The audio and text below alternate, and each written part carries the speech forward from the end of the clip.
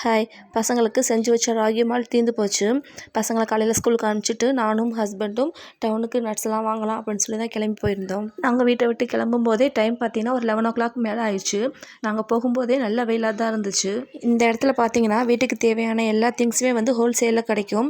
இங்கே கிடைக்காத பொருள் அப்படின்றது எதுவுமே கிடையாது. ப்ரைஸும் பார்த்தீங்கன்னா ரொம்பவே ரீசனபிளாக தான் இருக்குது. ப்ரைஸுக்கு தகுந்தாப்புல குவாலிட்டியும் பார்த்திங்கன்னா ரொம்பவே நல்லாயிருக்கும். நான் ரெகுலராக வாங்குகிற கடையில் எனக்கு வீட்டுக்கு தேவையான நட்ஸு அப்புறம் சீட்ஸு இதெல்லாமே வந்து வாங்கினேன். இந்த ஸ்ட்ரீட் ஃபுல்லாகவே மளிகை பொருட்கள் கிடைக்கும். அடுத்த ஸ்ட்ரீட்டில் வந்து பூண்டு, இஞ்சி, அப்புறம் வெங்காயம் இதெல்லாம் வந்து ஹோல்சேலில் கிடைக்கும். நட்ஸ் வாங்கினதுக்கப்புறம் இஞ்சி பார்த்தேன், ரொம்ப சீப்பாக இருந்துச்சு. அதனால் வீட்டுக்கு 1 கிலோ இஞ்சியும் வாங்கிக்கிட்டேன். நான் வீட்டில் எப்போவுமே இஞ்சி பூண்டு பேஸ்ட்டு கொஞ்சம் சேர்த்தே அரைச்சி வச்சுக்குவேன். ஒரு சில பொருட்கள்லாம் நம்ம சேர்த்தே ரெடி பண்ணி வச்சிட்டோம்னா பசங்களை ஸ்கூலுக்கு அனுப்புறதுக்கு கொஞ்சம் ஈஸியாக இருக்கும். இல்லாட்டா காலையில் இந்த பூண்டு இதெல்லாம் உரிச்சிட்ருக்கறதுக்கு ரொம்பவே லேட் ஆகும்.